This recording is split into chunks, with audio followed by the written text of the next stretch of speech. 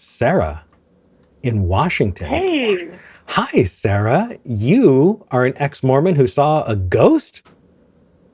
yeah, I was like thinking I had two things I could talk about. Okay. You know me a little bit. We've talked before about this and, over Google calls and stuff, but I was Mormon for 20 years and I have in why I left story. Also, when I was a kid, I saw a ghost and I still not sure what I believe in as far as that goes. I have no reason to think that ghosts are real. Mhm. So which one you ever want to talk about? We can talk about that. Oh, I tend to find that on atheist shows, why I left conversations are not as interesting for viewers. And so That's fair. I'm definitely more interested in the ghost story. Because, as a non-believer at this point, um, what is it that you are wondering about? Like, can you give me like a short kind of synopsis, and then maybe we can interact with that idea? When I was very young, I lived in an old shack. This is all leading up to this. That was on sacred Indian hunting grounds. Luckily, not burial grounds that we're aware of. We had a lot of events occur there. Things like doors opening on their own. Um, I mean, it was also a shack too. I mean, there were literally holes in the kitchen floor. Snakes would come up out of. That was weird. Um, this being the late 80s, and we didn't have a lot of contact or the internet. We just kind of had ourselves to rely on for these kind of things. My mom had visions and dreams there. She saw some stuff. I could tell you more about that. But one in particular night, I was feeling kind of scared. I was awake. I was maybe like 4 or 5 years old. This was middle of the night, and a man in my mind's eye, as I would say it, dressed in full Southern Confederate Army garb, as I now recognize it, because I didn't know what it was then. That's what gets me. Came to my bedside, climbed up and hid in the top of my closet, and as he was looking down at me, puts his finger up to his lips and goes, "Hush," and says something like, "I'll protect you." And that same night, my mom heard what she thought was something demonic or something like with heavy footsteps and chains walking past her, and she had some pretty adverse experience that night too. I could ask her more in detail about her side of it, but what I remember most is exactly what this guy looked like, which was so weird. Yeah. So what Well, are your thoughts on that? absolutely. So I have my own ghost stories, um, and it's a number of things. The first is kind of the simple explanations of us as humans seeing things. Do you know what pareidolia is? I do, yeah. Yeah, kind of looking up into the clouds and seeing shapes, and going, "Oh, that's a bunny rabbit. Oh, that's a face," right? And I think humans are hardwired to find faces in the noise, to find any kinds of patterns where there may not be patterns, because from an evolutionary standpoint, we're benefited by doing that. And when it comes to stories of our childhood, I think, well, first off, I know that the science is in the data is in that every time we interact with a memory, we change that memory. It's just the way our brains work. When you remember something, you are accessing it in a way that is pliable, and the more you access it, the more things change. It's kind of the source of when people talk about fish stories, and that fish getting bigger and bigger every time. It's not necessarily because the person telling the story is wanting it to be more fantastic, but because every time they interacted with that memory, it slightly changed. And I remember personally having a ghost story and thinking I saw an old woman and all kinds of stuff.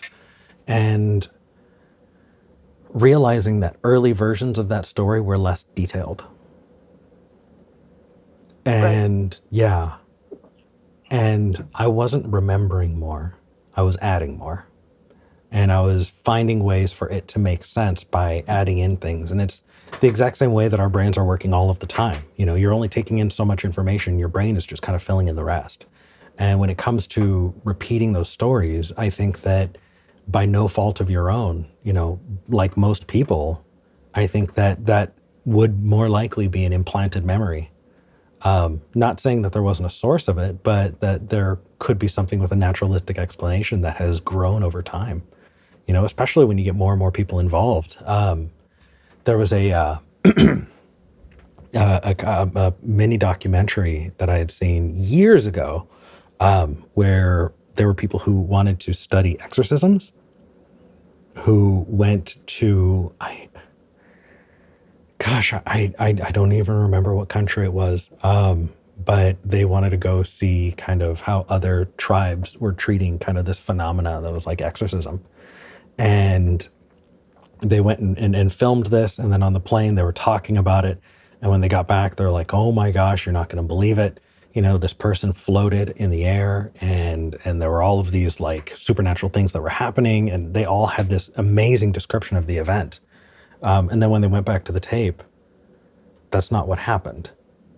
You know, over the course of like a week or two, they had collaboratively built up what had happened into this massive supernatural event.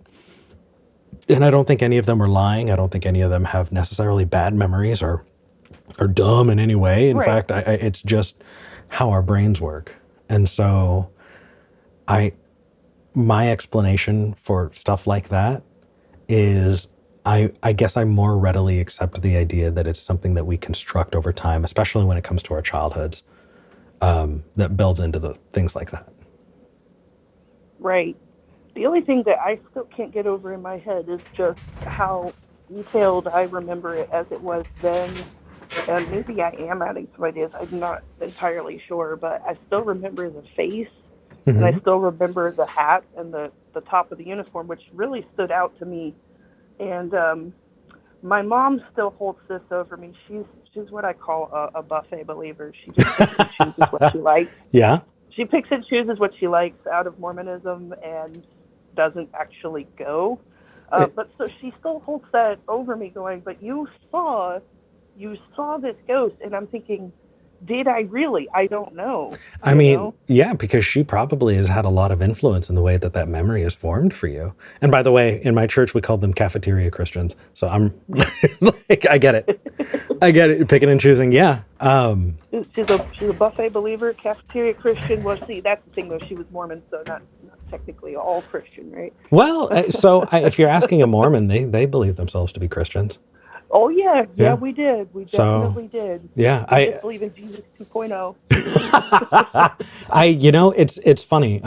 You know, But yeah, when people bring that up, if you tell me you're Christian, fine. I am so not in the business of adjudicating who gets to call themselves that. So sure, why not? You know, they're Christians. Okay, cool. But yeah, I think the thing I would walk away with is this wish that I could go back in time and talk to 5-year-old Sarah and see yeah, how 5-year-old Sarah would have described the event and whether or not that much detail was there then and how much detail has been added since then, you know? yeah, Because I like at the core of it, even if it happened yesterday, ultimately, you know, when it comes to an unexplained event, it's exactly what it is, unexplained. And something like that happening, it's not necessarily evidence of supernatural anything, but it could be any number of things that I'd love to explore. I just wish we could, you know? What would you say to a believer who thinks that I'm just putting blinders on now that I don't believe? That I've just like, there's just, I'm putting on blinders. So now, like, because no, out, now that I'm out of the church and stuff, I've been out now like that about 10 years or so, and I don't believe in much of that stuff.